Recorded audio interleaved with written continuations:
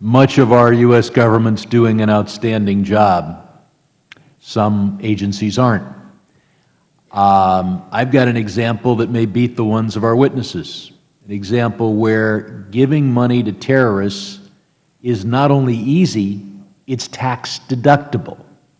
In 2009, I brought to the attention of the IRS that an organization called the IFCO, which was a 501c3 organization, had on its website, give us the money, and we'll give it to Viva Palestina, and then Viva Palestina will give it to Hamas. It took them 4 years to take it seriously. Then in October 2013, the organization put on its website the IRS report as to why the organization should lose its tax-exempt status, and used it as a fundraising device, saying, look, the IRS doesn't like us, give us more money, we'll get it to Hamas. And even today, somebody who looks at the list of organizations to which they can give tax-exempt contributions can give it to the IFCO. I think just the fact that we make it a little easy for the terrorists, I got you beat. We make it tax deductible. Remittances. A lot of ordinary Americans want to send money to Somalia to their relatives. Would it make sense for the United States to greenlist licensed organizations where you know if you give them the money will go to an individual Somali relative? Now, of course, there's always the possibility that your relative has been seduced by terrorist propaganda and gives some of the money to terrorists, but at least that the money gets to the relative of an American. Does it make sense for the United States government to give Americans an avenue where they can feel relatively safe? Do we have a witness that wants to answer that? Mr. Barrett. Can I address that? Yeah. Well, Somalia is a very good example. I mean, many Somalis rely on remittances to feed their families and to keep going. So it's an essential area of income for them. And of course, in Somalia, there aren't operating banks, and so many of these remittances are made through hawaladas and so on, informal systems.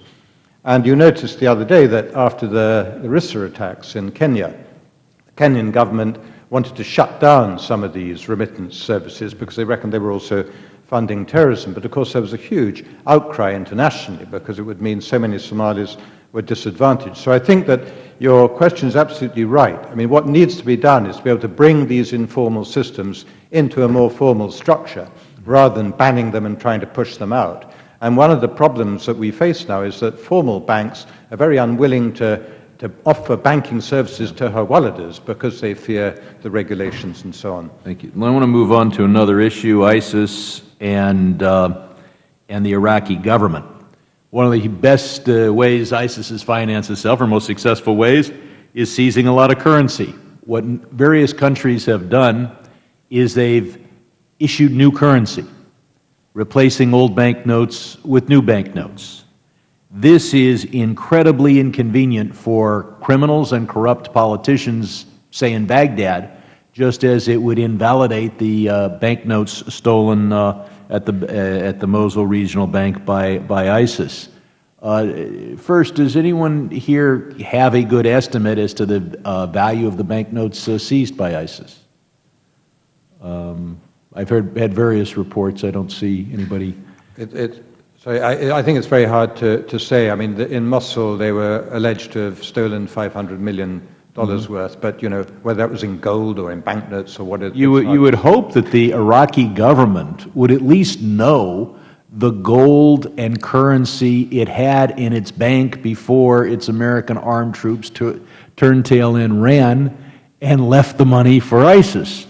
But it goes beyond that. The government is paying salaries to bureaucrats in Mosul, and that money is freely taken by ISIS.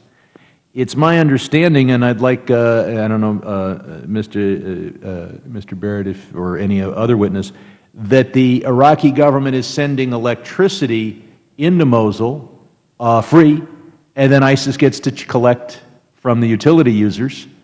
And And I get conflicting arguments or propaganda, well, I won't use the word propaganda, spin from our government. Half the time, our government, the Iraqi government, are boasting that they're undermining ISIS's support by making it impossible for ISIS to provide good governance. And the other half of the time, they're saying we care about the people governed by ISIS and want to make sure their lives are comfortable. Finally, there is the oil that the professor spoke about, the oil wells. It's hard to, we can bomb the oil wells. Have we chosen to not do that because we want to make sure that Mosul motorists are not inconvenienced?